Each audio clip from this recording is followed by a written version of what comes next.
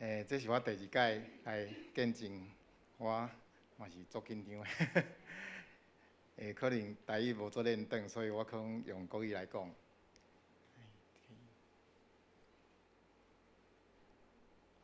对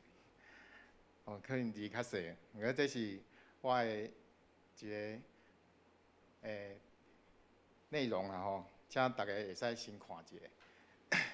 这个培育课程哦，98个小时啊，大学要毕业，我修了148个学分。98个小时应该就是到大3的程度啊，所以我不敢说我毕业了，所以大概至少有大3的程度啊。然后这98个小时，我真的很努力的给他花时间下去，然后每天的读经祷告，我想这个大家都会啊吼。但是在这里面哦，比较特别的是吼，就是领受异象这件事情，而且很多人不知道什么叫异象哦，或者甚至你不知道怎么领受。那我其实，在我这个48岁的过程中，其实我也是到这1年半，我才知道我怎样来领受这个异象。上了培育课程以后，然后在这个过程中啊，比较特别的是，我从门徒班到领袖班，我都是班长。也不知道为什么大家就选我，可能比较高、比较壮，还是可以比较挡子弹。对啊，没有比较帅，你比较帅。对，那就是在这个过程中啊，就是其实班长跟所有的服侍同工啊，都要提早半个小时到20分钟先到，跟讲师跟牧师一起为了培育课程来祷告。那我们上课的时间，要么是礼拜5晚上，要么是礼拜6早上。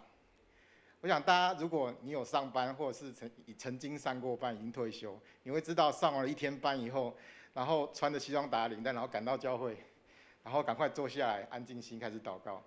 其实有时候真的很挣扎，你会觉得，其实服侍同工，只要服侍的那一次到就好，但是班长每个礼拜都要到。所以其实我那时候一开始其实有点抱怨，为什么要选我？好累呢。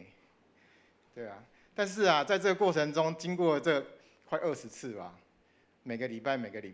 我很感谢主，就是让我都能够准时的到，不要迟到。然后我还可以提醒大家，不要放弃，真的不要放弃。很多人其实有一些同学我们是一起从成长班，然后到门徒班，到领袖班，像明谦就是我们一起，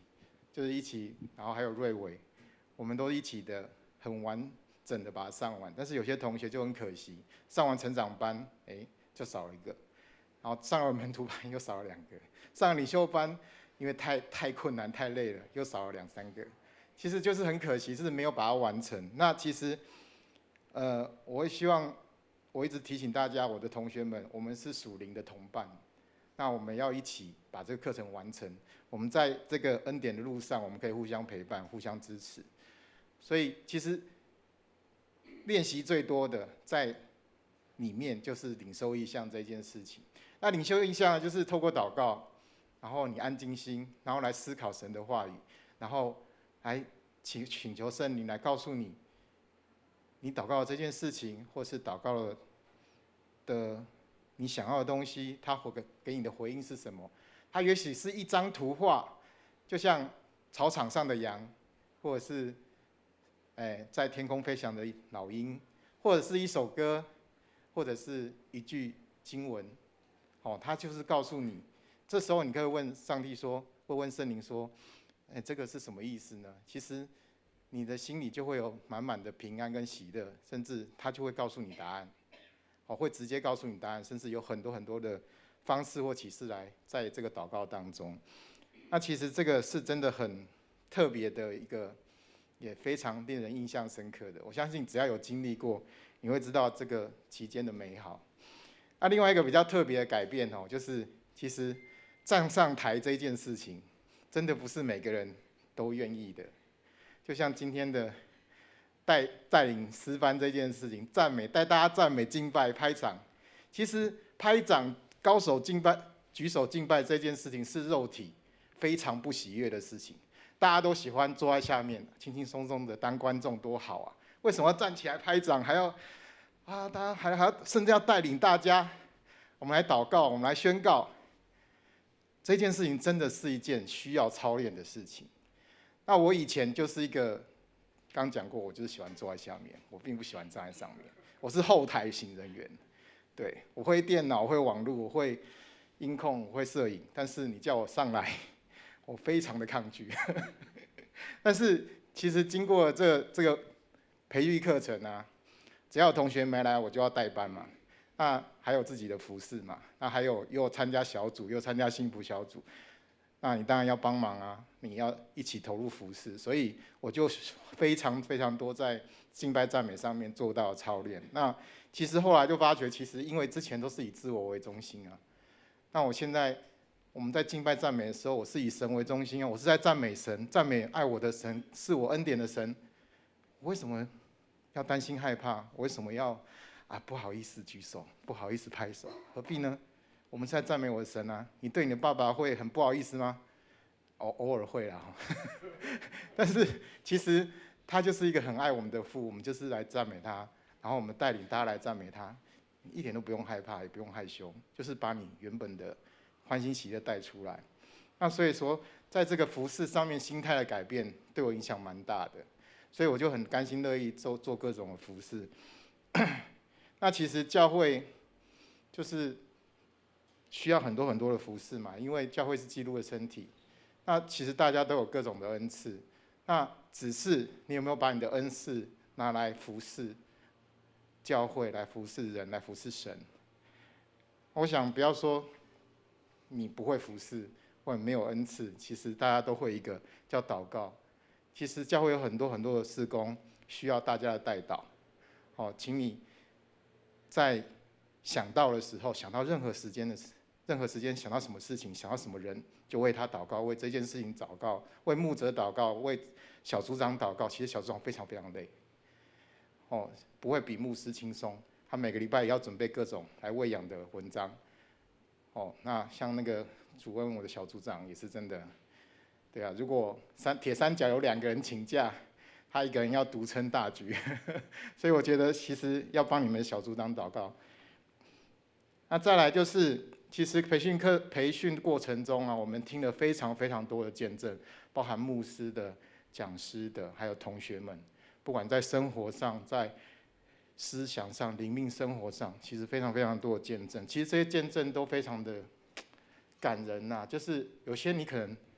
无法想象的。那其实因为神所给的本来就是无法想象的，是超乎我们所求所想的。那其实从很多小事情啊，我们可以开始学习见证神，然后你的生活要活出见证。从小事情比如说小事情，有些真的是很小，比如说停车位，你开车或骑车，那个台北市火车站附近，你绕半天，你不会有半个位置。但是当你透过祷告，也就很神奇，就有车开走，你就有位置。那或者是一些大事情，比如说换工作，或者是有亲友的离开，其实很多事情我们无法想象，但是我们只能透过祷告